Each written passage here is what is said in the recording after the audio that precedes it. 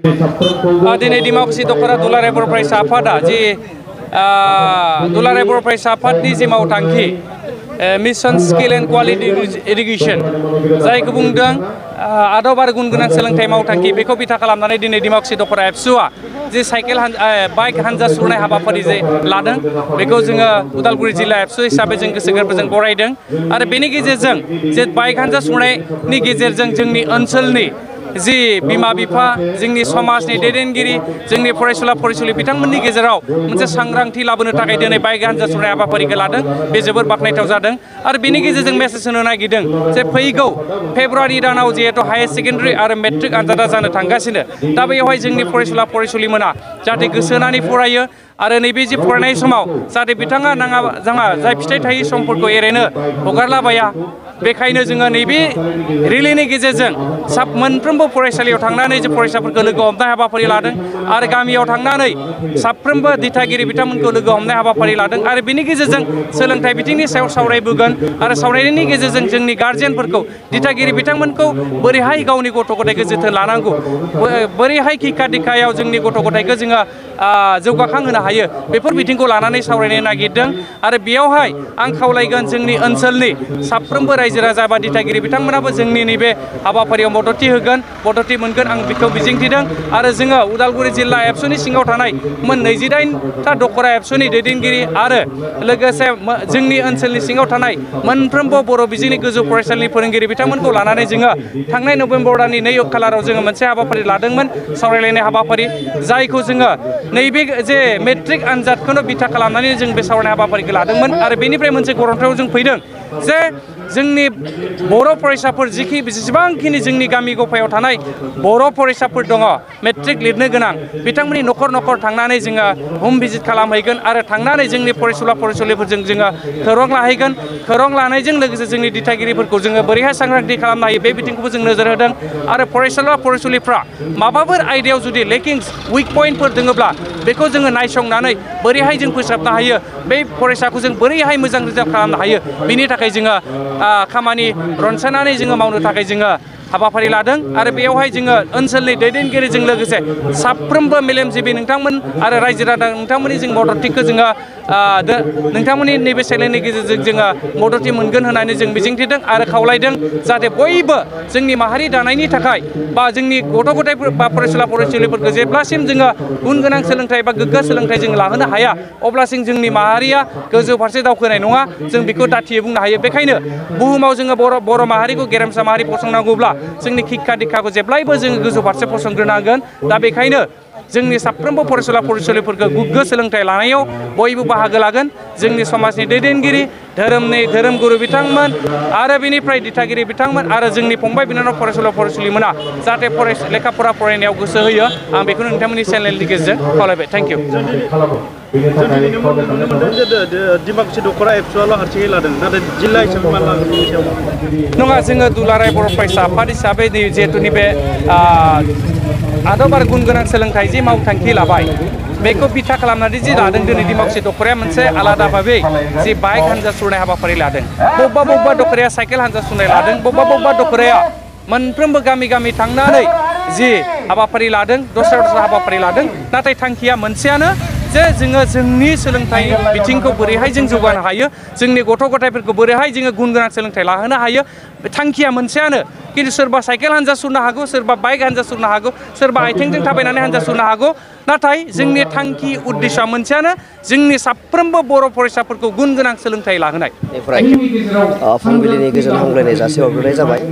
जोङो डिमाकुसि दख'रा बर' फरायसा आफादनिफ्राय दिनै सानसेनि हाबाफारि बाइक हानजा सुरनाय हाबाफारि लानाय जादों आरो बिनि गाहाय उद्देश्यआनो जाबाय थांखियानो जाबाय जे डिमाकुसि ओनसोलाव जेसेबांखिनि 2024 मायथाइयाव मेट्रिक आरो हायार सेकेन्डारि आनजाद लिरग्रा दङ फाइनाल एग्जाम लिरग्रा दा बिथांमोनखौ थुलुंगा होनो थाखाय बिथांमोननि थुलुंगा महरै गसंथेनो थाखाय आरो बिथांमोनखौ फैबाय थानाय जोबथा आनजादाव मोजां रिजाल्ट जाहाथे बिथांमोना लाबोनो हायो बिनि थाखाय थुलुंगा होनो दिनैनि बाइक हानजा सुरनाय हाबाफारिखौ जोङो लानाय जादों आरो बिनि गेजेरजों जोङो निस्सय फोथायो नैबे जोंनि सेथि हाबाफारि माने जागायजेननाय बाइक सालायनायनि गेजेरजों जोङो एसे एवारनेसखौ जोङो लाबोग्रोनो हागोन बेखौ जों फोथायदों। बेनि उनाव साफ्रोमबो फरायसानि न'आव हम भिजिट जोङो खालामगोन, फरायसाफोरजों रायलायगोन, बिथांमोननि दिथागिरिफोरजों जोङो सावरायगोन। बे जोङो हाबाफारिखौ नैथि खेबाव जोङो लानो सानदों। नाथायब्ला बे हाबाफारिखौ हम भिजिटखौ जोङो दासिमबो लाबाय थादों, खिन्थु बेखौ आरोबाव कन्टिनिउ खालामगोन आनजाद मोननायसिम बेखौ जोङो साननाय जादों। आरो बिनि उनाव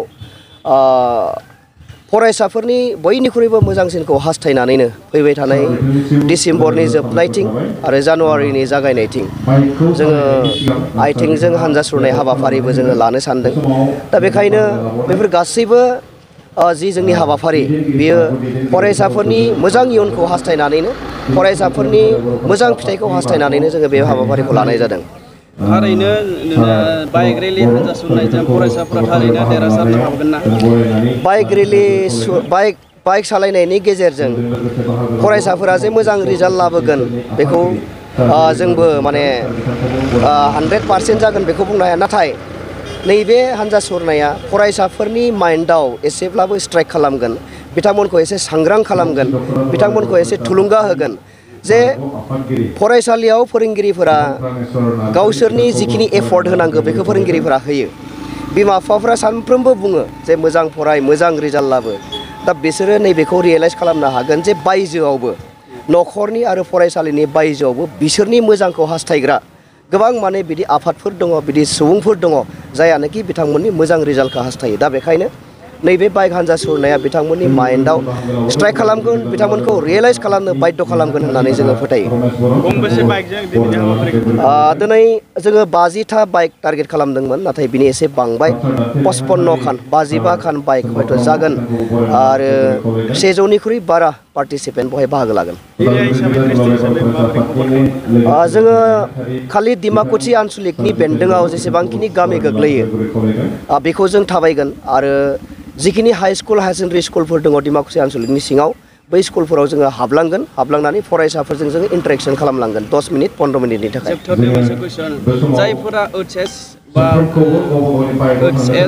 HSLC एग्जाम लिरगोन बिथांमोननि फरायसानि बिमा बिफाफोरखौ मा बुंनो खावलायो? जोङो बिथांमोनखौ बेखौनो खावलायो दिनै फरायसाफोरखौ उदाङै हगारनो नाङा। जोंनि बांसिन बिमा बिफायानो न'खरनि खामानि बा थाखा फैसा आरजिनाय बेयाव बेस्थ' जानानै थायो। मालाबा गावनि गथ'खौ जेसेबांखिनि जोथोन लानांगौ बेखिनिखौ हाग'आ। मोनाबिलि समाव न'खराव हाबफैनाय गथ'खौ एसे नोजोर होनांगौ, बबा गिदिंदों, सोरबायदि लोगोफोरजों गिदिंदों। दा बेफोरखौ जुदि नोजोर होयोब्ला निस्सय साफ्रोमबो गथ'आ, साफ्रोमबो फरायसाया बिमा बिफानि बेन्दोङाव थागोन। जोङो बेखौ खावलायदों बिमा बिफाखौ। जोङो नुबोबाय थादों, मोनबोबाय थादों जे जोंनि बिमा बिफाफोरा गावनि गथ'फोरखौ बांसिन उदाङै हगारनायनि थाखाय लास्टआव बिमा बिफानि खोथा मानियै, गामिनि गेदेर गोलावनि खोथा मानियै बेफोरबायदिया जादों। दा बेखायनो जोङो बेखिनिखौ नोजोर लाखिनो खावलायबाय आरो फरायसाफोरनो एसे मोजां एनभाइरनमेन्ट न'खराव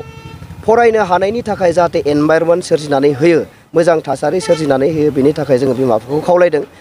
बांसिन न'खराव जोंनिया लोंनाय जानाया बारा, जौ लोंनाय हुदाया बारा बर'फोरनियाव। दा सम मालाबा न'खराव दावराव दावसि जानायनि थाखाय फरायसाफोरा फरायनायनि थाखाय जेसेबांखिनि आबहावा मोननांगौ बेखौ मोना। दा बेखायनो जोङो खावलायदों साफ्रोमबो गार्जेनखौ, साफ्रोमबो बिमाखौ जाहाथे फरायसाफोरनि थाखाय फरायनायनि सुबिदा होनो हायो, मोजां मोनसे आबहावा थासारि सोरजिनानै होनो हायो, बेखौ जों खावलायहरबाय।